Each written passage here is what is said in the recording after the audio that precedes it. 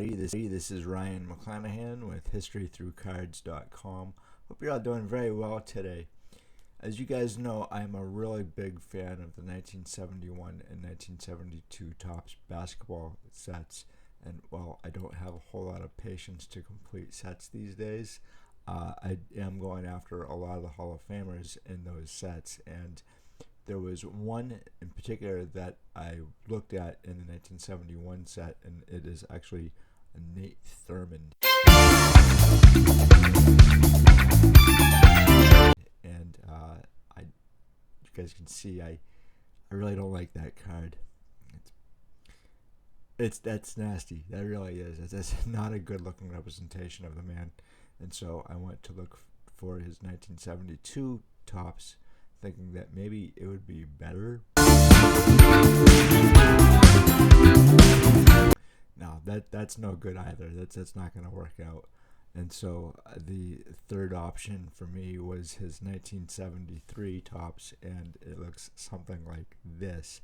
And what's even cooler about this card is that you have two Hall of Famers, and Nate Thurmond is a Hall of Famer. He got in 1985.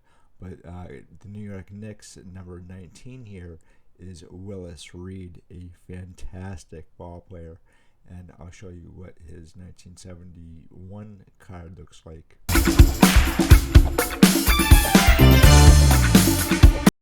So that's pretty cool. That's a pretty cool looking card. If you're looking for Willis Reed, a nice representation of his card, that one I highly recommend. Nate Thurmond also is on another card in this set as well, and I'll show you that one. And it's actually on Jerry Lucas's card right here. Jerry Lucas is a really fantastic player.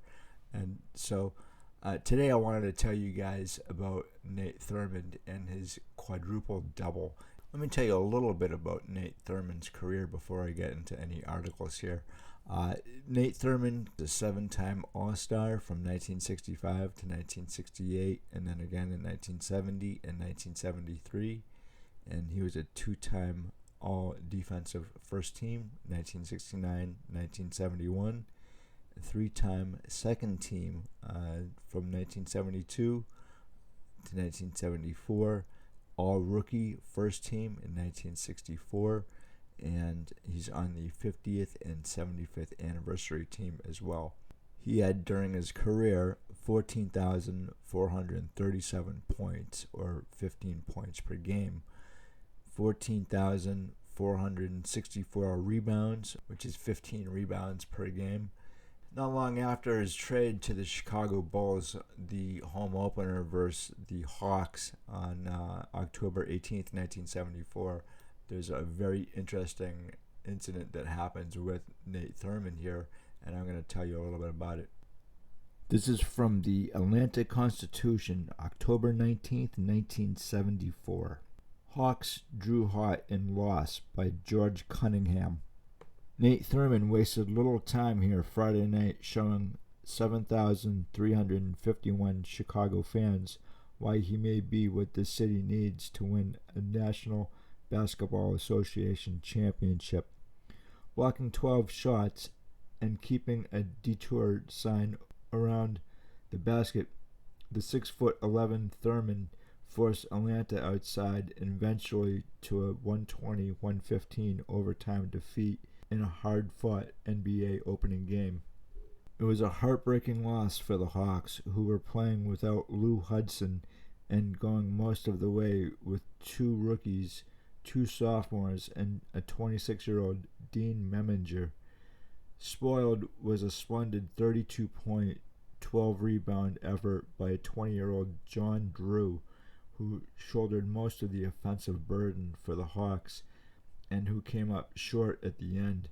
Drew missed a tough shot right at the buzzer as regulation play ended in a 108 snarl, and he and his teammates turned ice cold in the 5-minute overtime when the Hawks could make but 3 of 10 shots, while Chicago was deadly with 6 hits in 7 attempts.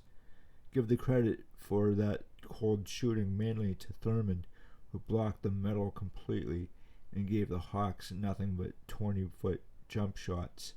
And to compound Atlanta's troubles, the Hawks waited too long, setting up the eventual jumper, failing to screen for the open shot. There was little offensive organization displayed in the nitty-gritty moments. There are two names in that article that are really quite interesting. The first is Lou Hudson, and he just got in the Hall of Fame last year. Is very deserving, and it's been a long time coming. This is his 1973 Topps, and I actually have another one too, which is right here, 1971. And I really kind of prefer the 71. I like the 1973 as well. The other player that was mentioned in that article is John Drew, and he was a small forward for the Hawks from 1974 to 1982. And unfortunately for him, he had a really bad problem with the nose candy. And cocaine is a hell of a drug, as they say, and he requested a trade. Unfortunately, his career was hampered by drug use, and it ended in 1984. And unfortunately, again, he passed away from bone cancer in 2021 or 2022, quite recently, in fact.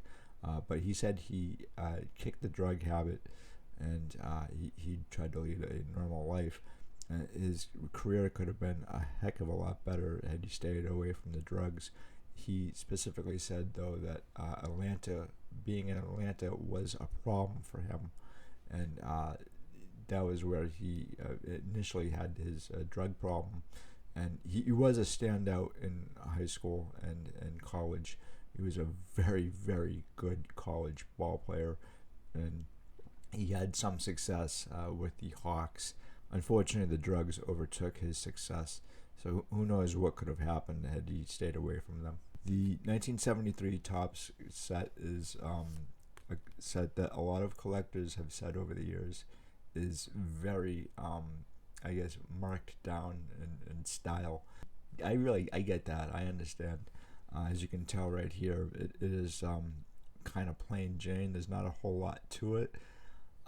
They could have picked up the design a little bit over at Topps after the 1971 and 1972. As you can see here, this is a really fantastic set. But in all three cases, 1971, 72, and 73, if you were looking to add some Hall of Famers to your basketball collection, these sets are really fantastic for doing that, especially if you wanted to get into vintage right away and didn't want to have to pay a whole lot for these cards. These cards are now 50 years old, and you can pick them up for under $5 a piece. For the most part, even Hall of Famers, you can add a nice collection. And so I think this card cost me about maybe $2 or $3, and same with this card too. Even your superstars like Kareem Abdul-Jabbar and Oscar Robinson, they're not going to be all that expensive. Even Wilt Chamberlain, I think the most I've ever paid for a 71, 72, or 73 Topps basketball is about $66 or so, and that was Rick Barry's rookie, and I didn't even pay that for Wilt Chamberlain. So it can be done. You can complete these sets. It's not that difficult to do if you wanted to get into vintage. And what's really interesting is that now these cards are 50 years old, and they I think they have something to tell us collectors today, or modern collectors especially, that you have so many cards that are overprinted today that they're probably not going to be worth what they are today in the future. We are probably overpaying too much for cards, basically on speculation. And this happened in my day as well, back in the 1980s and early 1990s. And when you open up a Beckett, say from like 1986 or 1988 or 1992 or 3, the prices you're seeing then, they're not the prices that are being paid now. They're actually quite lower. And I've explained this in a video or two in the past, but I say just have fun with this. if you don't really care about what the cards are going for, the value of these cards, just have fun with it. Collect what you want, and understand that the prices may not be there in the future. And if you're okay with that, I say go for it. I'm perfectly fine with my collection not being that valuable. What I put into my collection isn't just money. It's time, it's sweat, sometimes it's tears, but in the end, I'm really adding to my collection because I like the cards, I like the ball players, I want to study the cards and their history, and I'm also studying American history as well, and economics, and science, and law, and so my goals for my collection and what I want to teach you guys are probably different from a lot of other collectors or investors. I'm not an investor. I never was. As I told you guys in the past, I'm more into it for other things. But I'm not going to tell you guys not to collect certain cards or to collect certain cards. I'm just going to show you what I have in my collection and what you can learn from it. As I started to research a little bit more about Nate Thurmond here, I wanted to find out more about the triple-double and the quadruple-double. And as it turns out, the triple-double is kind of a rare feat. It's a stat that actually goes back to 1950 when Andy Phillip, who is a Hall of Famer himself, he was the first one to record a triple-double. Since 1984, there's only been 1,700 triple-doubles out of 20,000 games, and it's probably a little more than that now. What a triple-double actually is a player who has double-digit stats of any one of 5 categories: points, assists, rebounds, steals, or blocks.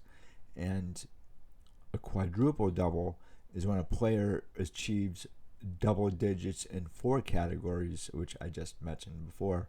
And there's only been 4 players who have quadruple doubles, and Nate Thurmond is the first. And what's really interesting about that article is it doesn't mention anything about this feat. And there are actually ball players who have had quadruple doubles prior to the official stat, which was in 1974, by the way. Some of these players are very well known. They think that Kareem Abdul-Jabbar, Wilt Chamberlain, and Bob Cousy and Bob Pettit have all had quadruple doubles, but they were never official stats, and so they're not included in these 4 players who have actual quadruple doubles to their statistics. The second player, and this is really interesting, Alvin Robertson, who was playing for the Spurs in February 18th, 1986 versus the Suns. He's the second player to have a quadruple double. It's the first time in an article that I could see that they mentioned Nate Thurmond having a quadruple double. I checked a lot of different newspaper accounts of October 18th, 1974, the Hawks versus Bulls, and I couldn't find anything about a quadruple double. So the first time, as I said, that I could find out anything about Nate Thurmond's quadruple double was on February 18th, 1986, when the newspaper accounts mentioned the fact that Nate Thurmond was the first. Alvin Robertson does have some pretty neat cards out there. His one that I like the best is his 1986 Flair number 92. The third player to have a quadruple double is Hakeem Olajuwon, and probably one of the best basketball players ever. I didn't get to see Hakeem Olajuwon play all that much growing up. When I watched basketball was really for the first time in 1984, and it wasn't something that was seen on a TV all that much. There were some issues with broadcasts in basketball in the early to mid 1980s, so I only watched basketball routinely beginning in about 1985, 1986 or so, and certainly by 1987. I did get to see the Celtics, and they won a championship in '86. And then, in 1984 and 1981, though I wasn't really watching basketball on a routine basis to actually know anything that was going on, and it wasn't current basketball that I was watching then. And in any event, Hakeem Olajuwon, he was on the Rockets, and this was versus the Bucks. And on March 29th, 1990, he had a quadruple-double. And he's on a number of cards. He's got a few star cards out there, the 1990 Star Company card, and then a 1987 Fleer and a 1990 Fleer. So if you're looking to add Hakeem Olajuwon to this list for your collection, the 1990 Fleer kind of fits because that's when he got the quadruple-double. And same with Allen Robinson. So if you're looking to add Allen Robinson, the 1986 Fleer number 92, because that's when he got the quadruple-double. The fourth player is David Robinson, another Hall of Famer, and this was versus the Pistons, and he was on the Spurs on February 17th, 1994. And he does have some cards out there, obviously. His rookie, I'm not a big fan of, but he does have a 1994 Topps Stadium Club clear cut number 24.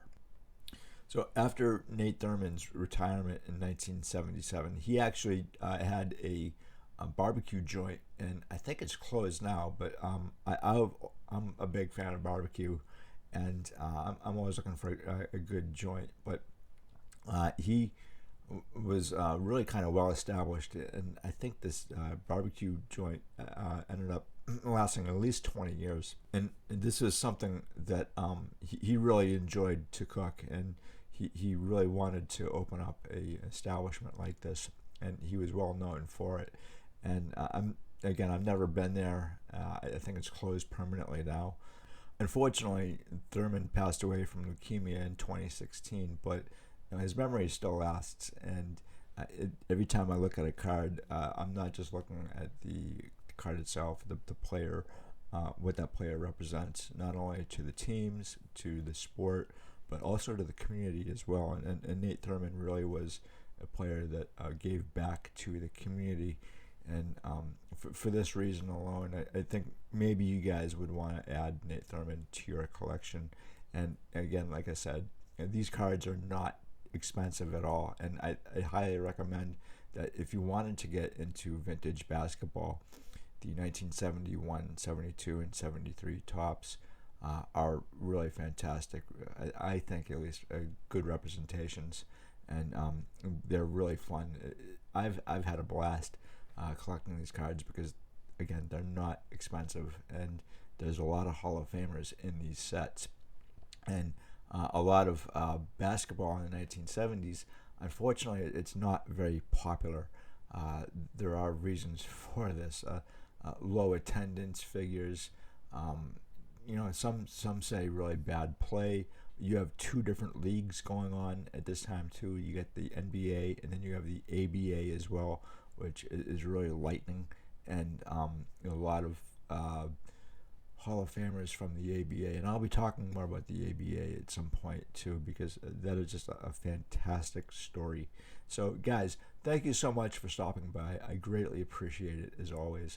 Let me know if you have any comments about any of these ball players that I've mentioned, or anything about the NBA in the 1970s, and I'll continue to talk about the ball players of the 70s here, and even in the 80s and the 60s are a little bit different because there's not a whole lot of cards going on in national basketball, and so which is too bad, because there's now a void of basketball from the 1960s, and very few sets. But this is actually, I think, kind of an exciting time to be a collector, and not only that, but if you want to be a researcher in sports cards, this might be a good opportunity too. So again, guys, thank you so much. I greatly appreciate it as always, and I will talk to you later. Bye.